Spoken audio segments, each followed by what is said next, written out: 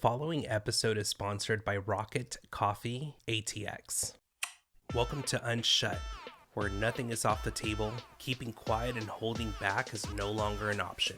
I am your host, Mo. Thank you so much for tuning in.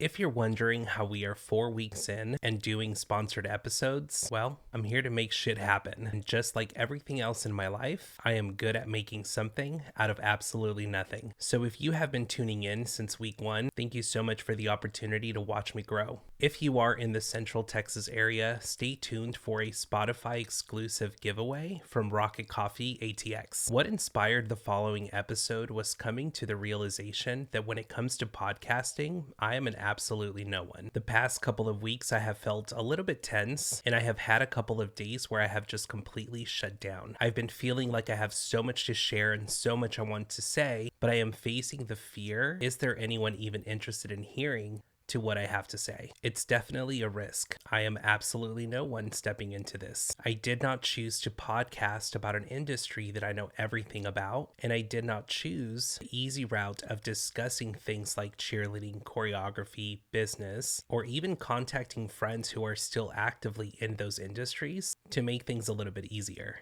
Instead, I took the route of the unknown, and here I am figuring it out as I go. Blending it all into one podcast may be a little bit challenging, but I will make it work for sure.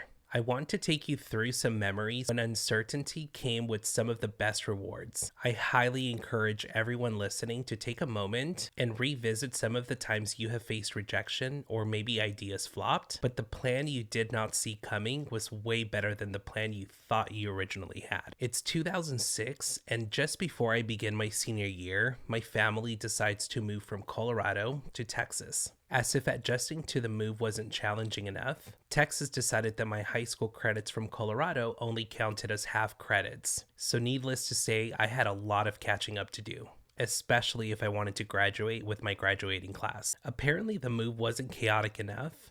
I decided I wanted to join the cheerleading team and also get a part-time job. I had just renewed my work permit, so legally I could work in the United States, and I was of working age, so I was really thrilled about that. In October of 2006, I get hired at a cheerleading, tumbling, and gymnastics facility. Mind you, I did not have a car, so 90% of the time I was walking my happy ass to work because I was just so excited to have a job, and the other 10% was either catching a ride with someone after school or waiting on my dad to take me to work. And let me just tell you, it was not the easiest walk in the world, especially in the evenings after I got off work. But again, I was excited and I was going to make it work. Like most of my classmates, everyone is excited to start planning their college experience. I applied at colleges in Atlanta, Ohio, Texas, California, of course. And while everyone was getting acceptance letters, I was living through what felt like hell week. Every single college I applied to sent me a rejection letter because of my immigration status. Some of you may not know much about the immigration process, but it's not easy. Immigration laws are often changing, and it can be very difficult, and it can become a nightmare applying for your green card or your citizenship, especially when you're in the middle of applications and the law changes, and you find yourself basically having to start your process all over again, which is very expensive. Around the time of the rejection letters, I was also in the process of working out a contract with Disney in Florida and also SeaWorld. Disney sent me the most exciting acceptance package where I could intern in the performing arts department and also get college credits while I'm there. However, the exciting news came with a big but. I needed to show proof that I had already been in the process of applying for my green card and receiving an alien number before moving with the onboarding process. And they gave me a deadline, which I knew I was not going to be able to meet. So immediately, opportunity, dreams shattered once again. SeaWorld had told me that in order for me to intern with them and their performing arts department, I had to be enrolled in college, and if I wanted to consider performing with the animals, I needed to at least be enrolled in psychology classes. And given I had just been rejected from every college I applied to, I knew it was obvious I would not be pursuing this opportunity any further. The same month, I was feeling defeated and telling classmates that I just had not decided what to do with college because I was trying to avoid the embarrassment of having to tell them about my immigration status, the owner of Gym Kick's Stephanie Beveridge presented me with an opportunity which would soon become a life-changing path into my career. She was in a place where she was ready to give up some of the control in her business and wanted to take me under her wing to learn the business side of the performing arts. But the most exciting part was I would get to assist her in choreography. Keep in mind, by this time, choreography was already my end goal. It's what I knew I would be pursuing after college. I even remember years ago in Colorado, I did an interview for the yearbook where I said I would one day be coaching and doing choreography. Talk about a full circle moment. To this day, what I learned with my hands-on experience with Stephanie, I have been able to apply it to everything I've done that has brought me great success. I truly believe this hands-on experience gave me so much more than I would have gotten if I had gone to college.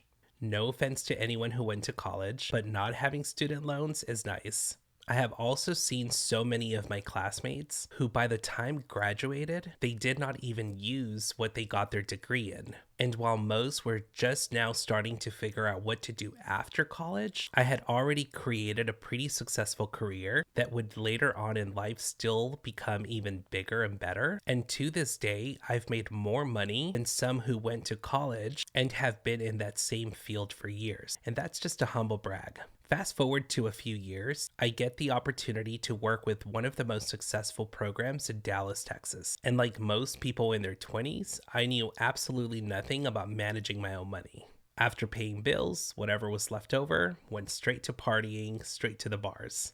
However, I knew I could not miss this opportunity, even though when I was offered the opportunity, I had no money left over. No money for food, no money for gas. I did, however, all of a sudden get this reassuring feeling, and I agreed to take on the gig, knowing I could get there, but had no idea how I was going to get gas to get back. So of course, I packed some leftover food from the fridge, and off to Dallas I went. I get to Dallas, and the owner of the program comes over to me and tells me, "Hey, there's been a miscommunication with booking you. We thought we would need you here all weekend. However, it looks like we're going to be wrapping up a lot sooner than we planned. But because I booked you for the weekend, I'm going to go ahead and pay you today in advance for your entire weekend on top of what you were told you would originally make." So he takes me to the front desk, hands me an envelope with a shit ton of cash, and just like that, I was good. Good learning moment to sometimes leave all your worries to God and just go with your gut. What makes taking on this opportunity and trusting my gut even better, because of this gig, I was presented with another opportunity to work the world's biggest event in the industry in Orlando, Florida. I talked very briefly about my spinal fracture in a previous episode, which is relevant to my next story. The day that I am supposed to leave for this big event, I am dealing with the worst spasms in the entire world. Both my legs were numb, I could barely stand up straight, and walking was the most painful thing to do. My parents dropped me off at the airport, and by the time I get to my gate, I am drenched in sweat because of how difficult it was to move. I sit down and I immediately start to cry. I was feeling so useless. In that moment, I decided I would just call my parents and ask them to pick me up and screw this event. As I am grabbing my phone to call my parents to pick me up, a man in a wheelchair politely asks me to move my stuff so that he can get by. This man had no assistance. He was in a wheelchair, which was, by the way, not electric, and his suitcases were on his lap. He gives me the biggest smile and says thank you, and I just felt so awful. He was in a worse position than I was, and here I was, getting ready to throw in the towel. I get up to walk away from the gate, still defeated, and still ready to call it quits. But as I make my way away from the gate, I see a man on the floor playing with his toddler who was missing a leg. And just like that, I knew that I was being reassured that I was where I needed to be and to just suck it up. And in my favor, it was at this event where the company that contracted me out asked me to come back the following year. But this time, I would not only just be there for the weekend, I would come days in advance to prep for the entire event, which of course meant more money in my pocket. I agreed to come back the following year, and years later, I would help run the biggest event in the industry. 2015 is probably one of the most important years of my life. I was finally approved to become a permanent resident, and I knew once I got that green card, it was game over for all you bitches. I knew that if this was the one thing holding me back from scaling my career, the second I would get it, I would upgrade my life the way no one saw coming. I was working a gig in Arizona, and later on in the evening, I took the car rental for just a random drive, and I came to a place filled with palm trees, and I was rushed with a very nostalgic feeling from growing up in California and also just the West Coast feeling. The feeling was so comforting that I pulled over and I texted my sister, who was then living in Las Vegas, and told her that as soon as I got my green card, I wanted to make a move and move to Las Vegas with her. This was probably around July, and in August, I get approved for my green card. So by October, I was already living in Las Vegas. At this point, I am still traveling full-time, coaching on days that I am home, but now with a green card, I was like a puppy in heat. I wanted to work and make more money. The following part of this episode is going to sound like all I'm doing is bragging, but I want you to keep in mind, I am about to build you up before my greatest fall yet. I remember one of my goals when moving to Las Vegas was wanting to try different jobs. I get a job at a casino and I absolutely hated it. Keep in mind, for the past 9 years, I had only worked for Gym Kicks and worked independently for myself. So immediately I was like, ew, is this what it's like to work a normal job? Nope, not for me. So in true Mo fashion, I decided to approach the casino and tell them how I think the position is shit, and I wanted to create my own position. Ballsy. But they ate it up.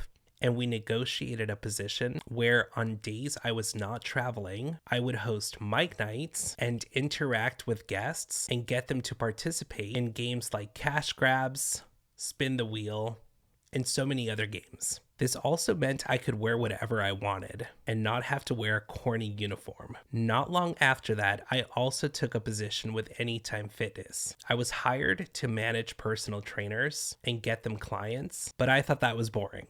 So what did I do? I came up with an idea to run their social media accounts because I needed something a little bit more creative and something a little bit more fun, and sold them on the idea that creating content would make the trainers relatable and more likely bring in a little bit more traffic. They accepted, and just like that, I was creating a more interactive experience and having fun creating content. During this time, I was also a Les Mills body combat instructor, and I was killing it at auditions left and right, getting hired at almost every club that offered Les Mills classes. In a city like Las Vegas, there were a lot of us, but only a few had the opportunity to work in multiple clubs.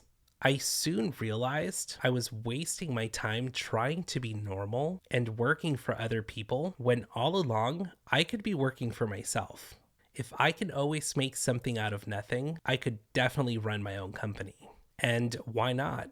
I had a green card after all, and taking over was my mission, remember? In 2018, as a choreographer, I was getting hired a lot to visually enhance routines. I was aware that only programs who could afford such a thing were the ones hiring me out. I wanted to give programs who could not afford this type of experience the opportunity to work with someone like me. Why should only programs with money get to upgrade their routines mid-season and compete a fresh routine? My mind immediately went to wanting to create an experience that required no traveling fees and no hotels, so video submissions became a new project of mine.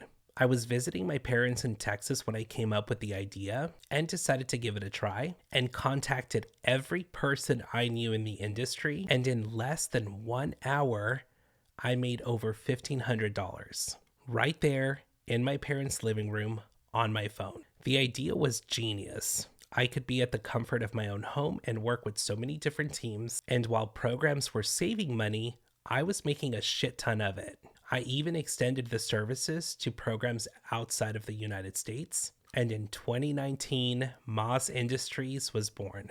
a choreography company that offered a very unique feature, a quick one-step video upload, and within 24 hours of submitting, you would receive notes on how to visually enhance your routines. I want to also point out, I was the only choreographer in the entire United States who had a website or a feature like this. So here I am launching a new company with this badass feature, and the entire thing was a flop. Not one single video submission. Months went on and still nothing. I had such a successful trial, invested money in developing the website with the feature, and absolutely nothing. Little did I know that in just a few short months, a pandemic would rock the hell out of this country, and virtual services would become the next big thing.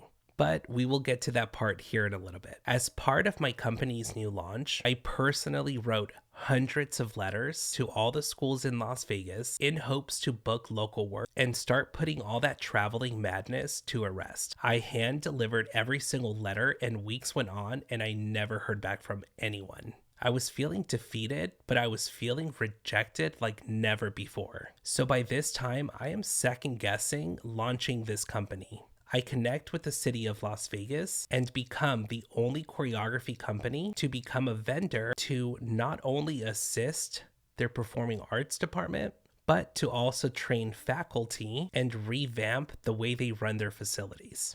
Just days apart, I was invited to be a guest judge at a local charter school competition. The event was so poorly ran, and while everyone else on the panel spent the entire time making fun of the programs and making fun of the event, I saw a window of opportunity. The day after the event, I contacted the event coordinator and thanked her for the opportunity and asked her if she would like to have coffee with me. We met for coffee and I gave her my most honest feedback and asked her if she was open to listening to my solutions on how she could improve her events in the future. She was thrilled and so open-minded, and on the spot, we negotiated my company becoming the event producer for all future charter school events. I could now add event producer to my resume, and I would later also start consulting with charter school teams and become the governing body for all future charter school events in Las Vegas. It is now 2020 and I have built a well-oiled machine, and I knew my goal was to start putting my business development skills to the test and start venturing outside of the performing arts industry. Aside from the sudden boom of my own company, I was still traveling 3 to 4 weekends of every single month. I was happily doing it, but I knew if I wanted to continue having longevity, I could not burn myself out. It is now March 2020, and just like that, I am now spending 12 hours on the phone with clients, canceling all of our events due to this virus that was spreading like wildfire. Programs shutting down, schools shutting down, events shutting down, everything shutting down. At the time, my partner and I already had a loft we were leasing in Springfield, Missouri, because we knew at some point we were going to transition completely over to his general contracting firm that he owned with his father to start a new venture. Even though I had just spent hours on the phone devastated, we had to make a decision quickly because letting life happen to us was just not in our nature. And in just a few short days, we decided to move out of our house in Las Vegas and completely move full-time to Springfield, Missouri. The pandemic was scary for all the obvious reasons, but it was also a big blessing in disguise because I was not sure how I was going to juggle traveling and learning a completely new industry. Did I continue to push virtual services? Of course. Did the people I presented to basically laugh me out of the room? Of course. At this point, I knew I had to give the performing arts just a bit of a break. It was not in my cards to push for something no one else was believing in. So while the performing arts industry took a break, we pushed to growing the general contracting firm to the best it had ever been. I was scrubbing toilets and cleaning construction sites because if I was going to help keep something in the company in-house like cleaning and eventually run a cleaning crew, I had to know how to do it myself. And also, why not pocket that money while I could? After all, the performing arts company was taking a break, remember? Once things started to pick back up but restrictions were still in place, can you take a wild guess who people were calling to have his brain picked on virtual options and virtual events? That's right, they were calling me. So while I was being laughed at and rejected, not only did I become the person wanted help from, but they were also admiring me from afar because once again I had taken on a journey doing something I knew absolutely nothing about and making success out of it. So many people stayed in a panic waiting for the pandemic to pass them by just to pick up where they left off prior to the pandemic. The big kicker in this story is by the time everyone was coming around to the idea, I was already in my new Audi. I was gone because I had bigger and better shit to do. So to this day, it makes me laugh that while I was being doubted, while I was being laughed at, everyone stayed in the same place. I didn't. I figured out a way to move forward and upgrade my shit. It does not matter what car I drive or how much money I have made. People will still underestimate me and what I am capable of doing. But while they sit there trying to figure out how I actually do it, I am actually out here doing the damn thing, putting in the work. Choreography, construction, it does not have to make sense. Nothing good will ever come without failure. Nothing good will ever come without rejection. Trust in yourself enough to put yourself out there and root yourself on because no one will ever cheerlead for you better than yourself. I truly want to encourage everyone listening to trust their gut, regardless of what people think, regardless of what anyone is going to say. Remember, they're the ones spending their time trying to figure you out. I want to share a quick story with you guys and why it is so important to listen to your gut and just go with it no matter what anyone else may think or say. I was recently making a TikTok poking fun at the Hillary Duff theory, but immediately I started to feel a little bit insecure. I used a song that I thought no one would really relate to, so I second guessed myself and decided to make the TikTok and use a more relevant song. So I used a Beyonce song. Then I used a more current song as well. Both videos maybe got 200 to 300 views. Then I got to thinking, why didn't I go with my first idea? Why did I care what anyone else was going to say about the song I chose? So immediately I got on TikTok and posted at a random time the original one I created, and within minutes it got over 2,000 views. Now that may not be a lot to some people, but once again it was reassuring that sometimes going with your instinct, going with your original idea is the way to go. Don't let people persuade you from doing what you originally wanted to do. And sure, not everything is going to go accordingly, but it's what you make of it and how you push forward that makes the most difference. While I was recording the Stranger Danger episode, I was so nervous that we scheduled to record on a day where it's trash pickup, and also we selected a time where there's usually construction going on in the neighborhood that I am in. But once again, I went with my gut and just said, you know what? It's gonna be out of my control. And if there's anything I know how to do is roll with the punches. So I stuck to the original plan. You guys, that morning happened to be the only morning in weeks where trash pickup came before 10 o'clock in the morning. Wild. Also, it happened to be the only day no construction was going on. So I hope all this truly inspires you all to go with your gut, roll with the punches, make something out of absolutely nothing. And when the odds are against you, make them your bitch and make something great. I am aware that my podcast will not be everyone's cup of tea, but that is not going to stop me from going with my gut and doing what I want to do. And the most exciting part is, if I can turn all the odds against me and make something good out of it, what's so different now? A really good friend of mine recently said, you already have the math equation. So when it comes to jumping 2 feet into this podcasting world, he's absolutely right. I already have the math equation. I've made everything in my life prior work. Why wouldn't I do the same with this one? I hope you all feel so motivated after hearing some of my rejections and some of my flops, but the beauty that came after it. And don't just prove everyone wrong, but more importantly, prove yourself right. Have a great week, everyone.